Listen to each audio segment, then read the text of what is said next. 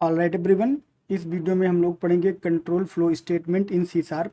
Control flow statement क्या होते हैं, किस लिए यूज होते हैं, कितने प्रकार के होते हैं और कैसे आप कंट्रोल फ्लो स्टेटमेंट्स को इफेक्टिवली और इफिशिएंटली यूज कर सकते हो प्रोग्रामिंग में। तो उसको हम लोग इस वीडियो में समझेंगे। और कंट्रोल फ्लो स्टेटमेंट हमारे कई प्रकार के हैं, तो उनमें से एक प्रकार जो है वो हम लोग इस वीडियो में डिस्कस करेंगे और बाकी के प्रकार एक एक करके आने वाले वीडियोज़ में हम लोग जो है वो डिस्कस करेंगे डिटेल में। तो हम लोग चलते हैं नेक्स्ट स्लाइड पे और समझते हैं कि कंट्रोल फ्लो स्टेटमेंट्स क्या होते हैं। तो कंट्रोल फ्लो स्टेटमेंट्स को हम लोग समझ लेते हैं। तो हमारा जो प्रोग्राम का जनरल एग्जीक्यूशन का फ्लो होता है, पहले हम लोग उसकी बात कर लेते हैं। तो जैसे आपने यहाँ पे जो है वो कुछ प्रोग्राम लिखा हुआ है और यहाँ पर आपके मल्टीपल लाइन ऑफ कोड लिखे हुए हैं। तो प्रोग्राम एग्जीक्यूट कैसे होता है, पहले आपका जो है फर्स्ट लाइन एग्जीक्यूट होता है, फिर सेकेंड लाइन होता है, फिर थर्ड लाइन होता है, फिर फोर्थ लाइन होता है। इस तरह से आपका प्रोग्राम जो है वो टॉप टू बॉटम इस ऑर्डर में एग्जीक्यूट होता है, या एग्जीक्यूशन का जो फ्लो होता है वो टॉप टू बॉटम होता है। बट हमेशा ही ये फ्लो जो है वो आपके लिए यूजफुल नहीं होता है। कुछ सिचुएशन में आप चाहते हो कि किसी स्पेसिफिक कंडीशन के हिसाब से आपका प्रोग्राम जो है वो कुछ पार्ट को स्किप कर दे और फिर कुछ दूसरे पार्ट को जो है वो एग्जीक्यूट करे, या किसी एक पार्ट को तब तक एग्जीक्यूट करता रहे जब तक कि कोई कंडीशन जो है वो ट्रू रहे। तो ऐसी रिक्वायरमेंट बहुत बार जो हमारे पास आती हैं। तो ऐसी रिक्वायरमेंट को हैंडल करने के लिए कंट्रोल फ्लो स्टेटमेंट बनाए गए हैं, और जो भी रिक्वायरमेंट होती है उसके लिए आपको जो है वो appropriate control flow statement use करना होता है। जैसे आपको जो है कोई पार्ट स्किप करना है तो आप कोई और कंट्रोल फ्लो जो है यूज करते हो। अगर आपको कोई पार्ट जो है वो रिपीट करना है तो आप कोई दूसरा कंट्रोल फ्लो स्टेटमेंट यूज करते हो। अगर आपको कोई पर्टिकुलर पार्ट जो है वो ब्रेक करना है या जंप करना है तो आप जो है वो कोई दूसरा कंट्रोल फ्लो स्टेटमेंट यूज करते हो। तो सारे कंट्रोल फ्लो स्टेटमेंट हम लोग एक एक करके समझेंगे। तो कंट्रोल फ्लो स्टेटमेंट का आइडिया ये है कि आप जो है वो अपने प्रोग्राम के एग्जीक्यूशन का फ्लो जो है वो अपने अकॉर्डिंग, अपनी नीड के अकॉर्डिंग कंट्रोल कर सकते हो। ठीक है। तो control flow statements are use to alter the flow of program execution.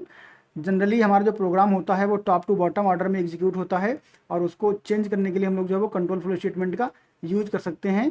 We can control the order of execution of the program based on the logic and the value. हम लोग जो है अपनी वैल्यू के हिसाब से लॉजिक लगा सकते हैं और उसके हिसाब से हम लोग उसको जो है वो चेंज कर सकते हैं।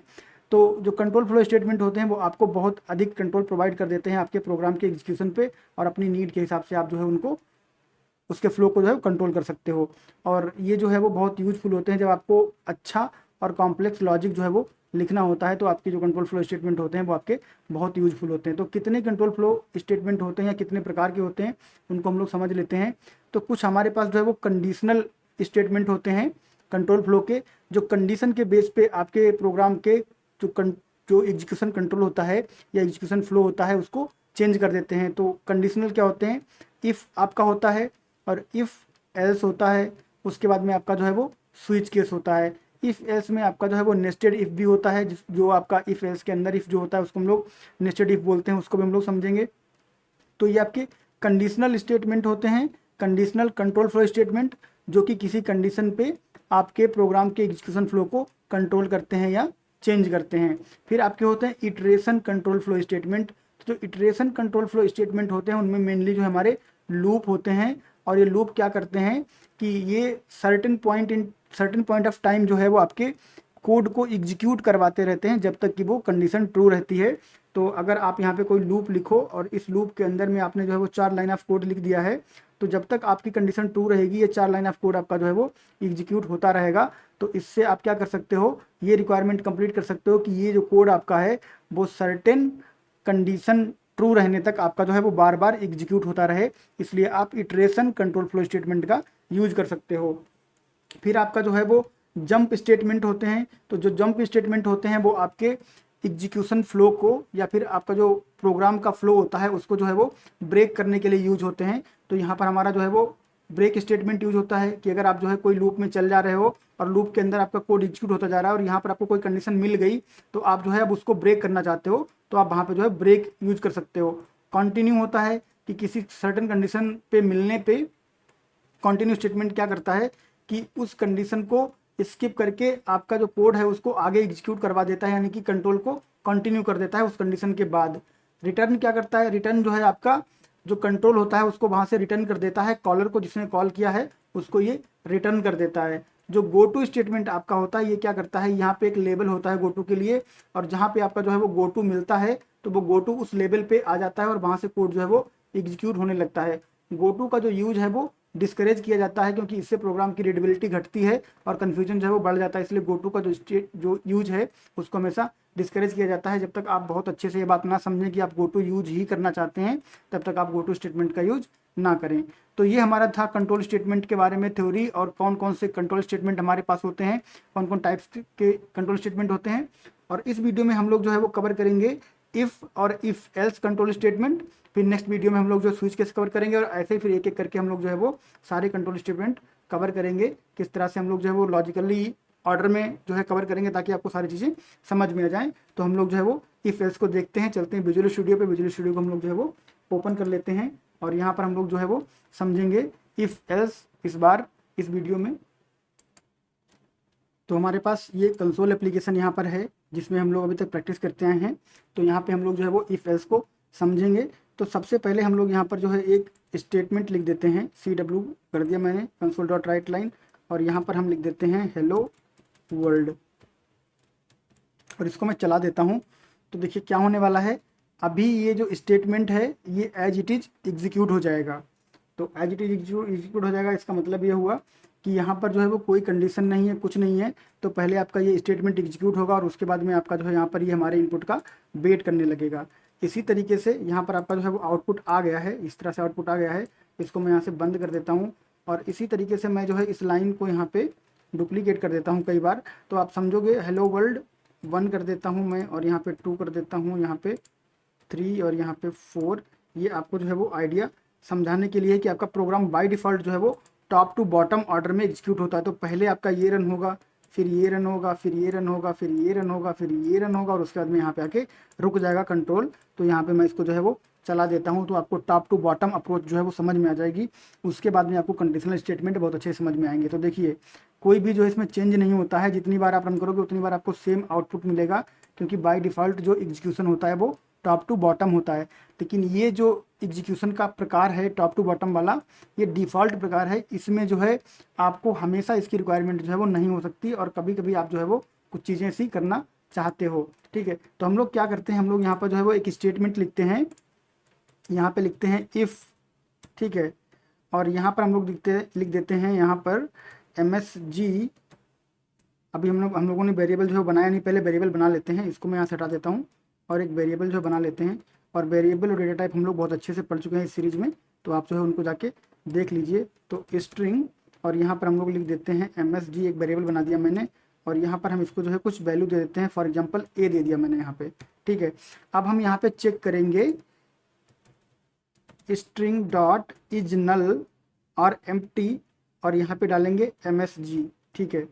तो यहाँ पे हम लोग क्या कर रहे हैं, यहाँ पे हम लोग ये कर रहे हैं कि हम ये चेक कर रहे हैं कि अगर ये स्ट्रिंग जो है वो नल या एम्प्टी है तब तो ये कोड जो है वो रन हो, अदरवाइज ये कोड जो है वो रन ना हो, ठीक है।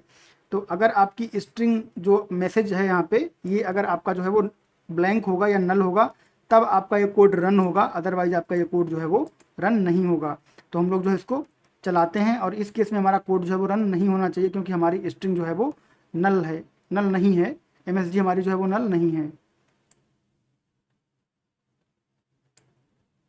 तो यहाँ पर देखिए आपको कोई भी आउटपुट जो है वो नहीं मिला है, आपका प्रोग्राम यहाँ पर जो है वो कंप्लीट हो गया और आपके इनपुट का वेट कर रहा है।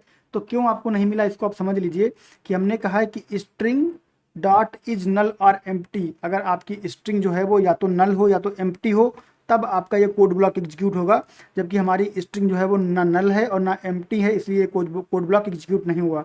तो हम लोग क्या करेंगे, इसको यहाँ से जो है वो हम लोग ऐसे कर देंगे, हटा देंगे, इसको हम लोगों ने एम्प्टी बना दिया है और इसको फिर से रन करा देंगे। तो उस केस में क्या होगा, उस केस में आपका जो कोड है वो एग्जीक्यूट हो जाएगा। अब आपका कोड जो है वो एग्जीक्यूट हो गया क्योंकि आपकी स्ट्रिंग जो है वो एम्प्टी है। अगर आप इसको यहाँ पे जो है वो नल कर दो इस तरह से, और फिर से आप इसको जो है वो रीरन करा दो, तभी भी आपको जो है वो सेम आउटपुट मिलेगा, क्योंकि वहाँ पे हम लोगों ने कंडीशन लगाई है इज नल और एम्प्टी, और ये स्ट्रिंग क्लास का एक फंक्शन है इज नल और एम्प्टी।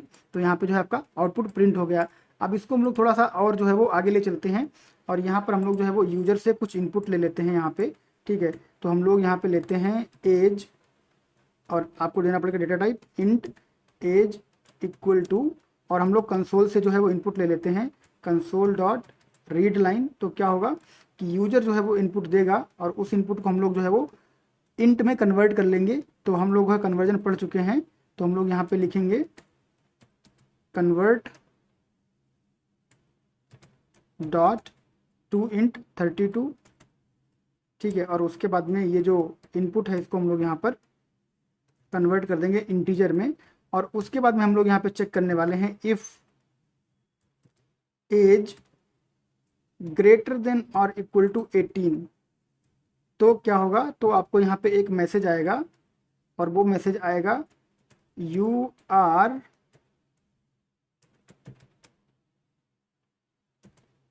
मेजर, ठीक है, यानी कि आप जो है वो 18 ईयर से ओल्ड हो। तो अब इसको हम लोग जो है यहाँ पे चला देते हैं और फिर देखते हैं कि हम लोगों को जो है वो क्या आउटपुट मिलता है हमारी इनपुट वैल्यू के हिसाब से, क्योंकि इनपुट हम लोग जो है वो कंसोल से देने वाले हैं।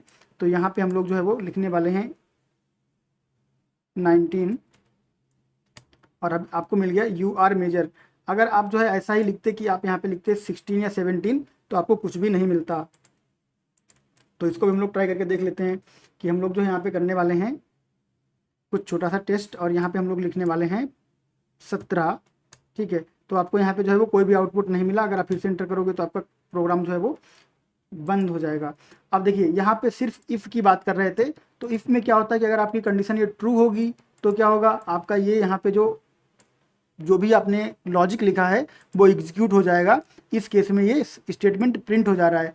बट अगर आप चाहते हो कि अगर ये कंडीशन फॉल्स हो तो कुछ और हो जाए, यानी कि एल्स में क्या हो जाए, तो एल्स का मतलब क्या होता है कि कंडीशन अगर आपकी ट्रू होगी तो इफ़ ब्लॉक में जाएगा और कंडीशन अगर फॉल्स होगी तो एल्स ब्लॉक में जाएगा। तो यहाँ पे आप जो है इसको लिख सकते हो यू आर, और आप यहाँ पे लिख दोगे माइनर, यानी कि आप जो है वो 18 ईयर से कम हो तो आप जो है वो माइनर की श्रेणी में आते हो। तो अब जब आप 18 से कोई छोटी वैल्यू दोगे तो क्या होगा कि आपको जो है वो प्रॉपर आउटपुट मिलेगा कि आप जो है वो माइनर हो। तो जैसे हम लोग यहाँ पे 15 लिखते हैं और एंटर करते हैं तो यहाँ पे आता है यू आर माइनर। अब ये नहीं होता है कि आपका जो है वो कुछ भी आउटपुट नहीं आया। तो इफ़ का मतलब है कि अगर आप यहाँ पे कंडीशन आपकी फुलफिल होती है तो आपका जो कोड ब्लॉक है वो एग्जीक्यूट होगा, कंडीशन फुलफिल नहीं होती तो कोड ब्लॉक स्किप हो जाएगा। तो अगर आपकी इतनी ही रिक्वायरमेंट है तो आप सिंपल इफ़ जो है उसको यूज़ कर सकते हो। अगर आपकी फर्दर रिक्वायरमेंट है कि आपकी कंडीशन ट्रू हो तो कुछ हो और ट्रू ना हो तो कुछ और हो जाए, उस केस में आप इफ़ के साथ में एल्स यूज करते हो, तो ऐसे हो जाता है। अब हम लोग बात कर लेते हैं नेस्टेड इफ़ की। तो इफ़ के अंदर जो है आप एक और इफ़ लगा दो तो उसको हम लोग बोलते हैं नेस्टेड इफ़। यहाँ पे जो है वो आप फिर से इफ़ लगा दो और आप यहाँ पे लिख दो, एक हम लोग वेरिएबल बना लेते हैं यहाँ पे जेंडर, और इसको हम लोग स्ट्रिंग टाइप का बनाएंगे, स्ट्रिंग जेंडर इक्वल टू, और यहाँ पे हम लोग जो है वो लिख लेंगे कंसोल डॉट रीड लाइन। वहाँ से हम लोगों को वैल्यू जो है वो लेनी है कंसोल से, कंसोल डॉट रीड लाइन। और इस बार हम लोग जो है वो स्ट्रिंग टाइप का ही हम लोगों ने यहाँ पे वेरिएबल बनाया है और स्ट्रिंग टाइप का ही हम लोगों को कंसोल से डेटा मिलता है। तो यहाँ पे कन्वर्जन की कोई ज़रूरत नहीं है। और यहाँ पे हम लोग जो है वो थोड़ा सा कंसोल डॉट राइट लाइन भी कर देते हैं क्लैरिटी के लिए। यहाँ पे लिख देते हैं प्लीज़ एंटर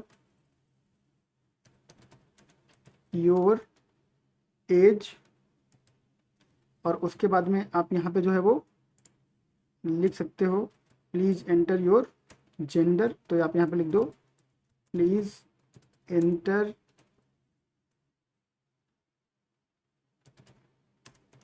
योर जेंडर, ठीक है। तो अभी क्या हमारे पास दो इनपुट हो जाएंगे, एक हमारे पास हो जाएगा एज और एक हो जाएगा gender.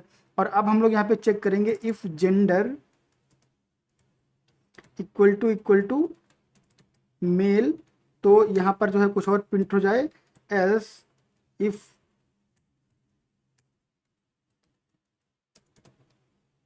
If gender equal to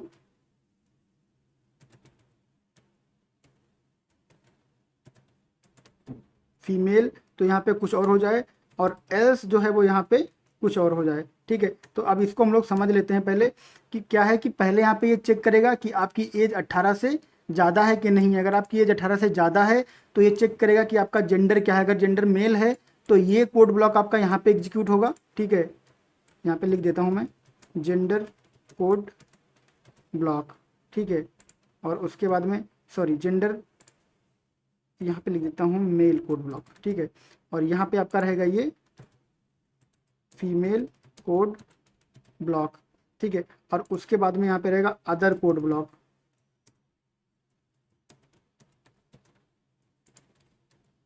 ठीक। तो अब क्या होगा, पहले आपका यहाँ पे एज वेरीफाई होगा। अगर आपका एज 18 से कम है तो यहाँ पे कुछ भी नहीं होगा, आप सीधा एल्स में आ जाओगे, यू आर अ माइनर। अगर आपका एज 18 या उससे ज़्यादा है तो आप अंदर यहाँ पे आओगे, चेक किया जाएगा कि आप जो है आपका जेंडर क्या है, जेंडर मेल है तो आपका यहाँ पे कोड एग्जीक्यूट होगा। अगर आपका जेंडर जो है वो फीमेल है तो यहाँ पे कोड एग्जीक्यूट होगा।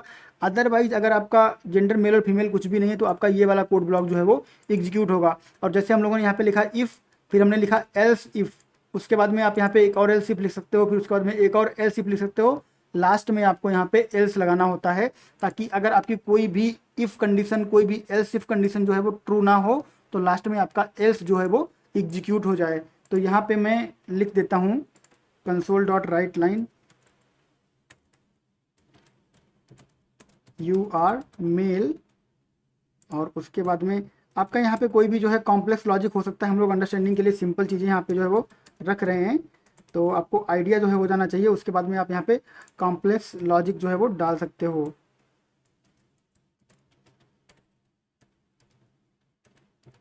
योर जेंडर इज अननोन, ठीक है। तो हम लोगों ने यहाँ पे जो है वो लिख दिया है। और यहाँ पर आप जो है इसको पहले प्रिंट करवा दो, क्योंकि कंडीशन चेक होने के तुरंत बाद यहाँ पर जो है प्रिंट हो जाएगा कि आप जो है वो मेजर हो, क्योंकि इस कंडीशन के ट्रू होते ही ये सिद्ध हो गया कि आप मेजर हो। उसके बाद में आपकी फर्दर चीज़ें जो है यहाँ पे चेक होंगी, क्योंकि हमारा प्रोग्राम टॉप टू बॉटम में होता है, तो अगर आप इसको बॉटम में रखोगे तो सबसे बाद में ये एग्जीक्यूट होगा, बट हमको तुरंत ही एग्जीक्यूट करना है क्योंकि हमारी ये कंडीशन जो है वो ट्रू हो गई है। उसके बाद हमको मेल फीमेल और एल्स में जो है वो जाना है। और अगर 18 से कम आपकी एज है तो सीधा आप यहाँ पे आ जाओगे, यू आर माइनर, कुछ भी आपका चेक नहीं होगा, ठीक है। तो कॉम्प्लेक्सिटी प्रोग्राम की आपकी धीरे धीरे बढ़ रही है और ऐसे ही बढ़ेगी और आपको जो है वो ऐसे ही मज़ा आने वाला है यहाँ पर।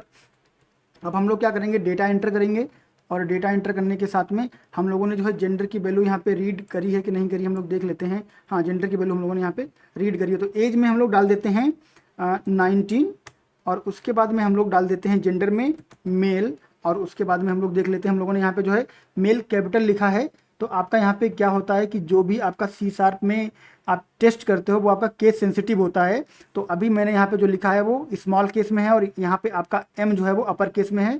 तो मैं अगर एंटर करता हूँ तो आपका जो है जेंडर अननोन आया। जेंडर अननोन आया क्यों? क्योंकि ना तो आपका मेल मैच हुआ, ना ही आपका फीमेल मैच हुआ। तो इस केस को हैंडल करने के लिए आपको जो है वो क्या करना होता है, आप हमेशा यहाँ पर जो है वो एक टाइप का जो करेक्टर एक टाइप का है वो यूज करो। जैसे अगर आप अपर केस यूज करना चाहते हो तो अपर केस यूज करो, और लोअर केस यूज करना चाहते हो तो लोअर केस यूज करो। तो मैं कर देता हूँ इन सबको लोअर केस, ठीक है। तो ये सारे लोअर केस हो गए। अब यहाँ पे आप क्या करो, जेंडर डॉट टू लोअर, ठीक है। तो जो यूजर आपका एंटर कर रहा है डेटा इस जेंडर वाले वेरिएबल में, उसको आप लोअर में कन्वर्ट कर दो इस मेथड के थ्रू, डॉट टू लोअर।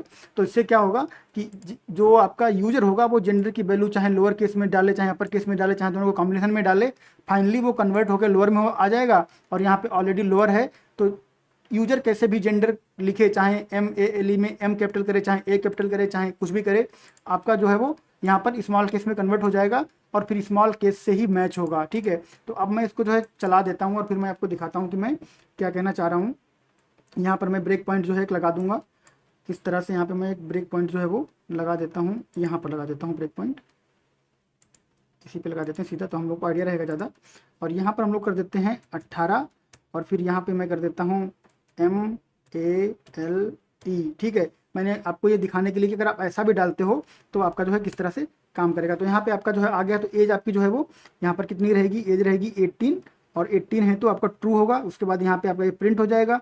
फिर आपका यहाँ पे जेंडर जो है वो आपका यहाँ पे अगर जो वैल्यू आई है वो आपकी इस तरह से आई है, बट ये लोअर में कन्वर्ट हो जाएगा, और लोअर में जब कन्वर्ट होगा तो उसके बाद में आपको जो है यहाँ पे मेल ही मिलेगा। तो इसको हम लोग यहाँ पे आते हैं डिबग में, और डिबग में आने के बाद हम लोग विंडोज़ में जाते हैं और यहाँ से हम लोग जो है वो वॉच विंडो में आते हैं। वॉच विंडो में आने के बाद में हम लोग यहाँ पर देखते हैं जेंडर, ठीक है, डॉट टू लोअर, ठीक है। और इसको मैं यहाँ पे जो है वो कॉल करके आपको दिखाने वाला हूँ। तो आपको यहाँ पे जो है वो डॉट टू लोअर करके मेल ही मिलेगा। तो ये मेल जो है इस मेल के इक्विवेलेंट होगा।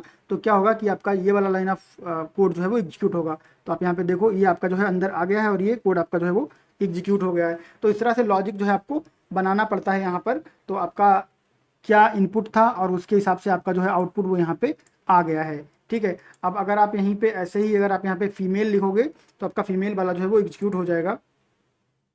तो इसको मैं चला देता हूँ यहाँ से, और फिर आपका फीमेल वाला जो है वो सेक्शन एग्जीक्यूट हो जाएगा। तो यहाँ पे जो है वो आपको लिखना है 20 और उसके बाद में आप यहाँ पे लिख दो। ठीक है, तो मैंने इस तरह से लिखा है ताकि जो है वो मिक्स केस में मैंने लिख दिया है। आपकी स्पेलिंग करेक्ट होनी चाहिए। ठीक है, बाकी केस जो है अब केस का फर्क नहीं पड़ता क्योंकि हम लोगों ने केस को यहाँ पे जो है वो हैंडल कर लिया है ऑलरेडी। ठीक है, तो जेंडर डॉट टू लोअर, और इस केस में भी आपको यहाँ पे जेंडर डॉट टू लोअर करना पड़ेगा। ठीक है, ये अगर आपने ऊपर किया है तो वो ऊपर लगेगा, नीचे यहाँ पे जो है वो नहीं लगेगा, यहाँ पे करना पड़ेगा और फिर आपको जो फिर से इसको रन करवाना पड़ेगा।